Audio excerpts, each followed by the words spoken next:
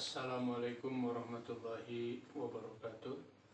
Asyhadu an la ilaha illallah wahdahu la syarikalah wa asyhadu anna Muhammadan abduhu wa rasuluh. Amma ba'du, fa'udzu billahi minasyaitonir rajim. Bismillahirrahmanirrahim. Alhamdulillahirabbil alamin arrahmanir rahim maliki yaumiddin. Iyyaka na'budu wa iyyaka nasta'in ihdinas siratal mustaqim siratal ladzina an'amta 'alaihim ghairil maghdubi 'alaihim waladdallin. Amin. Hadirin yang saya muliakan, pada kesempatan ini kita akan membahas tentang kecintaan dan cinta tanah air. Adalah sangat mudah dan sangat gampang mengucapkan atau mendengar kalimat setia dan cinta tanah air. Namun pada kenyataannya, kalimat-kalimat tersebut sangat bermakna luas, indah, dan dalam sekali. Tentunya untuk lebih mengerti dan memahami apa arti sesungguhnya dari kalimat tersebut dan apa yang dituntut oleh kalimat tersebut adalah sangat sulit. Tetapi dalam waktu yang terbatas ini, insya Allah saya akan mencoba menjelaskan konsep-konsep Islam mengenai loyalitas atau cinta tanah air. Pada prinsip-prinsip yang utama dalam Islam adalah perkataan dan perbuatan seseorang tidak boleh mencerminkan standar ganda atau kemunafikan. Kesetiaan sejati membutuhkan suatu hubungan yang dibangun berdasarkan ketulusan dan integritas. Hal ini membutuhkan apa yang seorang tampilkan di permukaan itu harus sama dengan apa yang ada di dalam hatinya. Dalam konteks nasionalisme, prinsip-prinsip ini sangat penting. Oleh karena itu, sangat penting bagi setiap warga negara membangun hubungan dengan tanah airnya dengan loyalitas dan kesetiaan yang murni. Tidak peduli apakah ia terlahir sebagai warga negara atau mendapatkan kewarganegaraannya dengan cara imigrasi ataupun dengan cara-cara lain. Loyalitas atau kesetiaan adalah suatu kualitas utama, dan orang yang telah menunjukkan sikap ini dengan derajat dan standar tinggi adalah para nabi Allah. Cinta dan ikatan mereka dengan Tuhan sangat kuat dalam segala hal, sehingga mereka menjaga perintah Tuhannya dan berjuang untuk menjalankannya apapun yang terjadi. Hal ini menggambarkan komitmen mereka kepada Tuhan dan standar yang sempurna mengenai loyalitas. Dengan demikian, standar loyalitas seperti itulah yang harus kita gunakan sebagai contoh dan model. Namun demikian, sebelum kita berbicara lebih lanjut adalah penting untuk memahami dahulu apa yang dimaksud dengan loyalitas.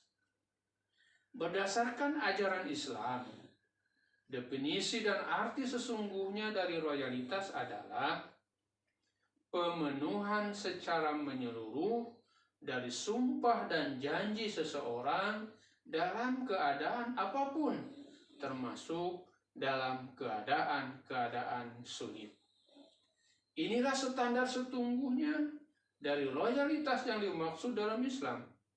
Di berbagai tempat di dalam Al-Quran, Allah Ta'ala telah memerintahkan umat Islam untuk memenuhi sumpah dan janjinya. Karena mereka akan dimintakan pertanggungjawaban atas apa yang telah mereka lakukan. Umat Islam telah diperintahkan untuk memenuhi janjinya, termasuk janji kepada Tuhan yang Maha Besar dan juga sumpah-sumpah yang telah mereka buat berdasarkan tingkat-tingkat kepentingannya. Dalam konteks ini, sebuah pernyataan yang biasa muncul dalam benak masyarakat adalah karena umat Islam mengakui bahwa Tuhan dan agamanya adalah hal yang terpenting bagi mereka, maka sumpah dan kesetiaan mereka kepada Tuhannya akan menjadi prioritas utama. Dan janji mereka kepada Tuhan adalah sesuatu yang akan mereka letakkan di atas segalanya. Dan akan mereka upayakan dengan segala cara untuk memenuhinya. Dengan demikian, suatu pemikiran akan muncul bahwa loyalitas seorang muslim pada negaranya dan janjinya untuk menegakkan hukum di tanah airnya hanya akan menjadi prioritas yang kedua baginya. Dan ia akan bersedia untuk mengorbankan janjinya pada negaranya pada saat-saat tertentu saja. Untuk menjawab pernyataan-pernyataan ini, pertama-tama saya ingin menyampaikan bahwa Nabi Karim, Nabi Muhammad SAW mengajarkan bahwa hubul waton minal iman. Cinta kepada tanah air adalah bagian dari iman. Karenanya, prioritas atau patriotisme yang tulus adalah suatu keharusan di dalam Islam. Kecintaan sejati kepada Tuhan dan kepada Islam menyaratkan orang harus mencintai bangsanya sendiri. Jadi hal ini sangat jelas bahwa tidak ada pertentangan mengenai kepentingan kecintaan seseorang kepada Allah dan kecintaannya kepada tanah airnya. Karena cinta kepada tanah air merupakan bagian dari ajaran Islam.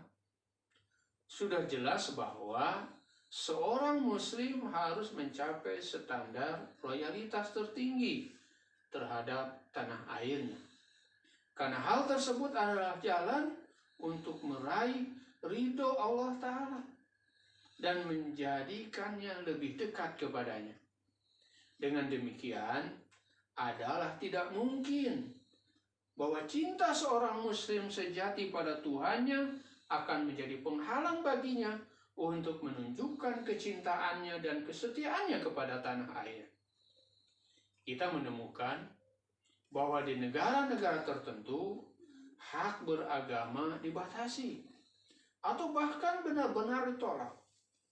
Oleh karena itu, timbul pertanyaan lain, yaitu apakah orang-orang yang dianiaya oleh negara mereka masih bisa menjaga hubungan cinta dan kesetiaan kepada bangsa dan negara mereka? Seperti halnya yang terjadi di Pakistan, di mana pemerintah telah mengeluarkan undang-undang yang melarang komunitas Ahmadiyah. Undang-undang anti-Ahmadiyah ini telah dipaksakan, sehingga di Pakistan, seluruh Muslim Ahmadiyah telah resmi dinyatakan oleh undang-undang sebagai non-Muslim.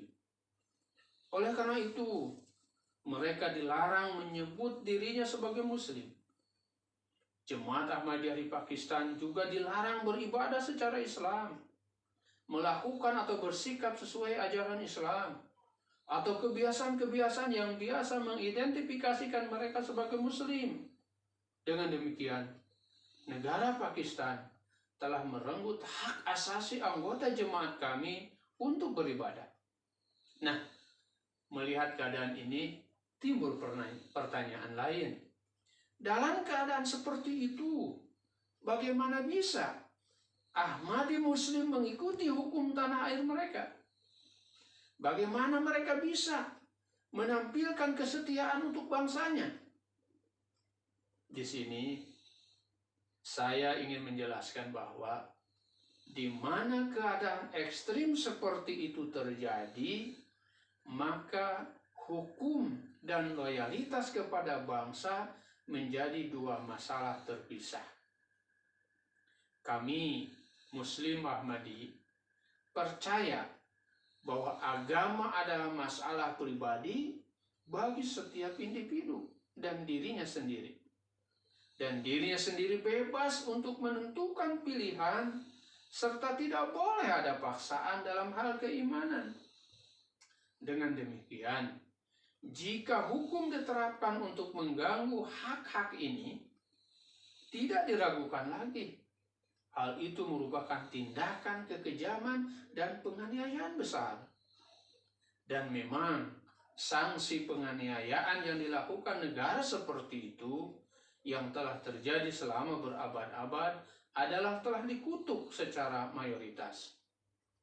Dalam keadaan seperti itu, Islam menganjurkan bahwa jika penganiayaan melampaui sebuah batas dan menjadi tak tertahankan lagi, maka pada saat itu seseorang boleh meninggalkan kota atau negara mereka dan bermigrasi ke tempat di mana dia bebas menjalankan agamanya dengan tenang. Namun, bersamaan dengan petunjuk ini, Islam juga mengajarkan bahwa dalam keadaan apapun, seseorang tidak boleh main hakim sendiri dan ambil bagian dalam konspirasi terhadap negaranya. Ini adalah perintah yang jelas dan tegas diberikan oleh Islam. Meskipun terus mengalami diskriminasi, kekejaman, penganiayaan berat yang kami hadapi, jutaan anggota Ahmadi tetap bertahan di Pakistan. Meskipun mereka diperlakukan secara kejam dan diskriminatif dalam semua aspek kehidupan, tetapi mereka terus menjaga hubungan yang penuh loyalitas dan kesetiaan sejati pada negaranya. Apapun bidang pekerjaan mereka atau dimanapun mereka berada, mereka terus membangun untuk kemajuan dan keberhasilan negaranya. Selama beberapa dekade, para penentang Ahmadiyah mencoba mengatakan bahwa Ahmadiyah tidak loyal terhadap pemerintah. Tetapi mereka tidak pernah mampu membuktikannya atau menunjukkan bukti-bukti yang mendukung pernyataan mereka itu. Malah sebaliknya, setiap kali ada kesempatan untuk berkorban bagi Pakistan demi negaranya, setiap Muslim Ahmadi selalu berdiri di barisan terdepan, siap berkorban demi negara mereka. Walaupun menjadi korban dan sasaran hukum, tetapi Muslim Ahmadiyah lah yang mengikuti dan mematuhi hukum negaranya lebih baik dari yang lain. Hal ini karena mereka adalah Muslim sejati dan mengikuti ajaran Islam yang sejati. Ajaran lain yang diberikan oleh Al-Quranul Karim dalam kaitan ini dengan masalah loyalitas adalah manusia harus menjauhkan diri dari segala bentuk perbuatan keji dan munkar dan segala bentuk pemberontakan. Sebagai contoh, sebuah permasalahan yang dapat merugikan negara adalah perbuatan korupsi. Seringkali orang terasuki oleh keinginan materialistis yang berputar tanpa kendali, dan akhirnya keinginan tersebut membawa manusia kepada tindakan-tindakan yang tidak terpuji. Hal tersebut dapat menjadi penyebab pengkhianatan kepada negara. Dalam bahasa Arab ada kata bag, atau bagi, di mana telah digunakan untuk menggambarkan orang-orang atau tindakan orang-orang yang menimbulkan kerugian bagi negara mereka. Ini merujuk kepada mereka yang melakukan hal-hal yang buruk atau mencelakakan orang lain. Hal ini juga termasuk orang-orang yang melakukan penipuan dan mencoba untuk mendapatkan segala sesuatu secara ilegal atau tidak adil. Kata ini juga menunjukkan kepada orang-orang yang melewati batas sehingga menyebabkan kerugian dan kerusakan. Nah, Islam mengajarkan bahwa orang yang bersikap demikian tidak dapat diharapkan bersikap setia, karena kesetiaan berkaitan erat dengan nilai-nilai moral yang tinggi. Kesetiaan tidak akan terjadi tanpa nilai-nilai moral yang tinggi, dan nilai moral yang tinggi tidak akan terjadi tanpa kesetiaan. Meskipun benar bahwa orang bisa memiliki pandangan yang berbeda tentang standar moral yang tinggi, namun agama Islam hanya berkaitan dengan hal mencari keridhaan Allah Ta'ala. Dengan demikian, umat Islam diperintahkan untuk selalu melakukan hal-hal yang mendatangkan keridhaannya. Singkatnya, menurut ajaran Islam, Allah Ta'ala telah melarang semua bentuk pengkhianatan atau pemberontakan, baik terhadap negara atau pemerintahan. Hal ini karena pemberontakan atau tindakan melawan negara adalah ancaman bagi perdamaian dan keamanan suatu bangsa. Sungguh, di mana terjadi pemberontakan internal ataupun oposisi, maka akan mengobarkan api dari pihak oposisi luar dan mendorong orang luar untuk mengambil kesempatan dari kekacauan di dalam negara tersebut. Oleh karenanya, akibat ketidaksetiaan bangsa bisa berdampak luas dan ekstrim. Dengan demikian, apapun yang dapat menyebabkan kerugian bagi negara dapat masuk dalam pengertian bab yang telah dijelaskan, diuraikan tadi di atas. Jadi ingatlah, loyalitas pada negara akan meminta kesabaran dari setiap orang untuk menunjukkan moralitas dan mengikuti peraturan yang berlaku di negara tersebut. Secara umum, di era modern ini, sebagian besar pemerintahan dijalankan secara demokratis. Oleh karena itu, jika seseorang atau kelompok berkeinginan untuk mengubah suatu pemerintahan, maka mereka harus melakukannya dengan mengikuti proses demokrasi yang tepat. Mereka harus membuat diri mereka didengar melalui pemungutan suara di kotak suara. Dan suara tidak boleh diberikan atas dasar preferensi atau kepentingan-kepentingan pribadi. Tetapi Islam mengajarkan bahwa memilih seseorang harus diberikan kepada orang yang memiliki kesetiaan dan kecintaan terhadap tanah airnya. Karena seseorang tidak boleh melihat prioritasnya sendiri atau kandidat mana dan dari partai apa yang bisa mendapatkan keuntungan. Namun, seseorang harus membuat keputusan secara berimbang, di mana ia menilai mana kandidat atau partai yang akan membantu kemajuan bangsa dan negara. Kunci pemerintah adalah kepercayaan yang tinggi, sehingga mereka harus menyerahkan kepada partai di mana para pemilih dengan jujur mempercayakan kepada sosok yang paling pantas dan layak. Ini adalah Islam yang benar, dan ini adalah kesetiaan yang sejati. Dalam Al-Quran, Allah telah mengajarkan kepada kita bahwa agar menyerahkan amanat itu kepada orang yang berhak menerimanya. Serta jika menghakimi di antara manusia, dia harus memutuskannya dengan adil dan jujur.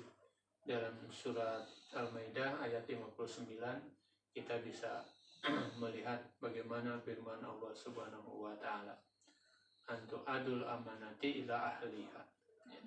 Jadi, loyalitas kepada suatu bangsa mensyaratkan bahwa kekuasaan pemerintah harus diberikan kepada mereka yang benar-benar berhak untuk itu, sehingga bangsa tersebut memperoleh kemajuan dan berdiri di garis depan di antara bangsa-bangsa di dunia.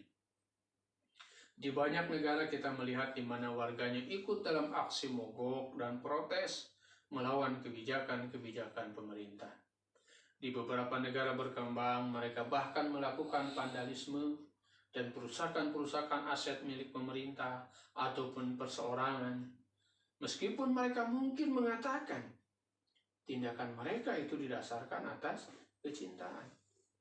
Tetapi faktanya, tindakan tersebut tidak ada hubungannya dengan loyalitas atau kecintaan bagi negaranya.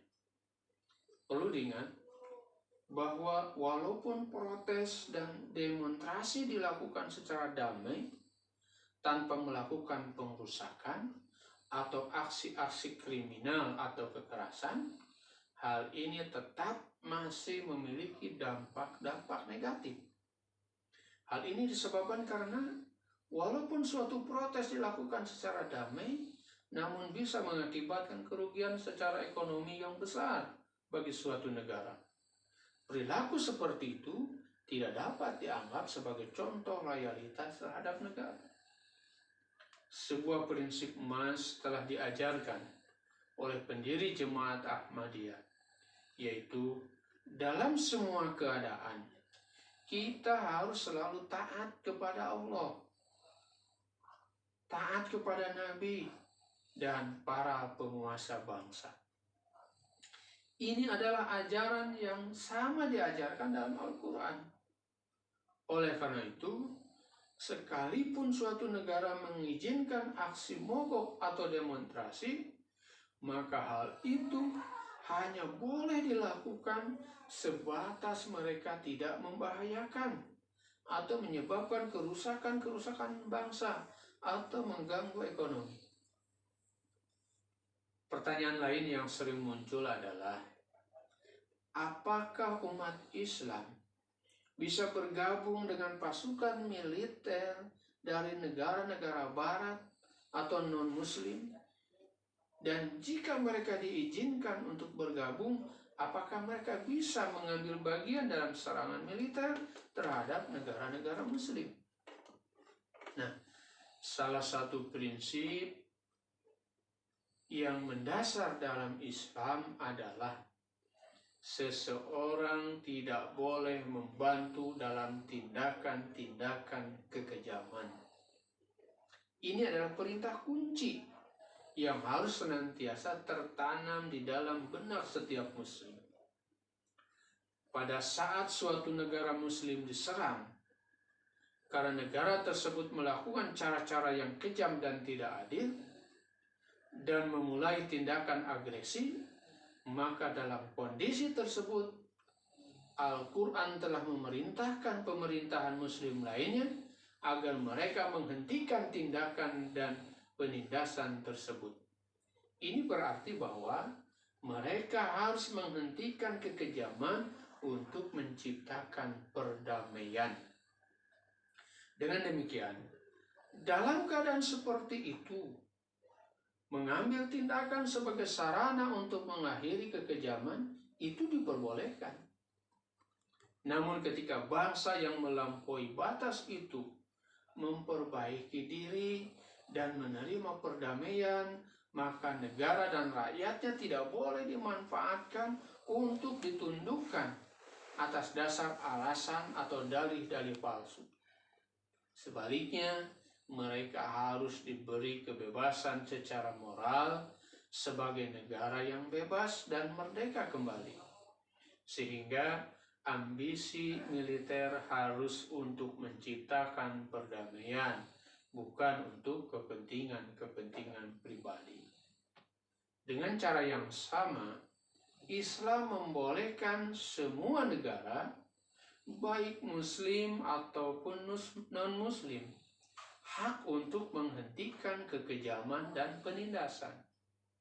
Dengan demikian, jika perlu, negara-negara non-muslim dapat menyerang negara-negara muslim hanya untuk mencapai tujuan tersebut, yakni menciptakan perdamaian. Umat Islam yang berada di negara-negara non-muslim diperbolehkan bergabung dengan pasukan tentara non-muslim untuk mencegah kekejaman negara lain. Di mana kondisi tersebut terjadi, maka tentara muslim yang bergabung dengan militer negara barat atau non-muslim manapun harus mengikuti perintah dan bertempur menegakkan kedamaian. Namun, jika militer membuat keputusan untuk menyerang negara lain secara tidak adil, sehingga mereka menjadi penindas, maka seorang tentara muslim memiliki pilihan untuk meninggalkan ketentaraannya.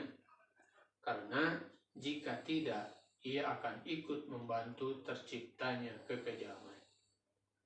Dengan mengambil keputusan ini tidak berarti tidak loyal kepada negaranya. Namun justru sesungguhnya pada keadaan demikian, loyalitas kepada negaranya menuntut ia untuk mengambil langkah tersebut dan menyatakan kepada pemerintahannya bahwa mereka seharusnya tidak membiarkan diri mereka ikut terjerumus seperti pemerintahan-pemerintahan yang tidak adil tersebut dan negara-negara yang bertindak kejam. Jika bergabung dengan tentara adalah kewajiban dan tidak ada cara lain untuk keluar, padahal hati nuraninya tidak menerima, maka muslim atau seorang muslim itu boleh dan harus meninggalkan negara itu. Tetapi ia tidak bisa menyerukan suara penentangan terhadap hukum-hukum negaranya. Ia harus pergi karena alasan sebagai muslim yang tidak diizinkan untuk tinggal di negara sebagai warga negara. Sementara pada saat yang sama melakukan tindakan yang bertentangan dengan negaranya atau berpihak kepada oposisi. Jadi, ini hanya beberapa aspek ajaran Islam yang membimbing semua muslim sejati kepada keharusan untuk setia dan cinta tanah air.